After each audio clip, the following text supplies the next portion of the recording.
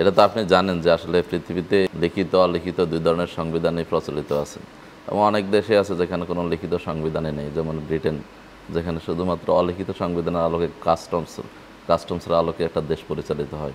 তো সেই জন্য লিখিত অলিখিত সংবিধান এটা দুইটাই প্রচলিত আছে পৃথিবীতে, বিভিন্ন দেশে বিভিন্ন রকম সংবিধান প্রচলিত আছে।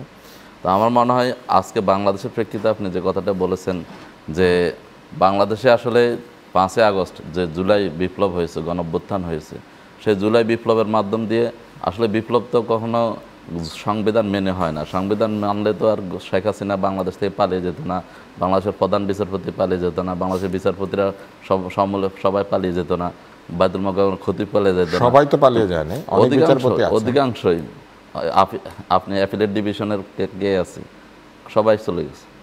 তো এই জন্য সংবিধান তো বাংলাদেশে আসলে জুলাই বিপ্লবের মাধ্যমে বাংলাদেশে এখন আসলে বলতে গেলে কোনো সংবিধান নাই।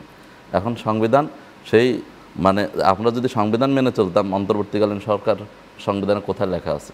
তত্ত্বাবধায়ক সরকার ছিল, সেটাও বাতিল করে দেওয়া হয়েছে। তো অন্তর্বর্তীকালীন সরকার তো সংবিধান কোথাও লেখা নেই, তাহলে এই সরকার পরিচালিত হচ্ছে কীভাবে? এটা হচ্ছে মানে নেসেসিটি, এটা হচ্ছে যে মানুষের মানে উইল অফ দ্য পিপল, জনগণের চাওয়া ইচ্ছা অনুযায়ী। এই জন্য এই সরকার যেহেতু জনগণের ইচ্ছা অনুযায়ী গঠিত হয়েছে, জনগণের উইল অনুসারে গঠিত হয়েছে, এবং আপনারা জানেন যে নেসেসিটি হচ্ছে এটা। এখন যেহেতু একটা সরকার পালিয়ে গেছে, এখন যেহেতু নির্বাচন হয় নাই, তাহলে মধ্যবর্তীকালীন সময় সময় তো দেশ পরিচালিত হবে। তো সে পরিচালনা হওয়ার জন্য অন্তর্বর্তীকালীন সরকার গঠিত হয়েছে। তো এই জন্য এখন যারা বলেন যে এটা সংবিধানে নাই, ওইটা সংবিধানে নাই, এটা হয় না, তাহলে কোনো সরকারই তো সংবিধানে নাই। নির্বাচন কীভাবে হবে? নির্বাচন তো 29 সালে হওয়ার কথা, নির্বাচন এখন 26 সালে কীভাবে হবে? 2024 সালের জানুয়ারিতে নির্বাচন হয়েছে, 4-5 বছরের জন্য নির্বাচন হলে সে নির্বাচন তো 29 সালে হওয়ার কথা।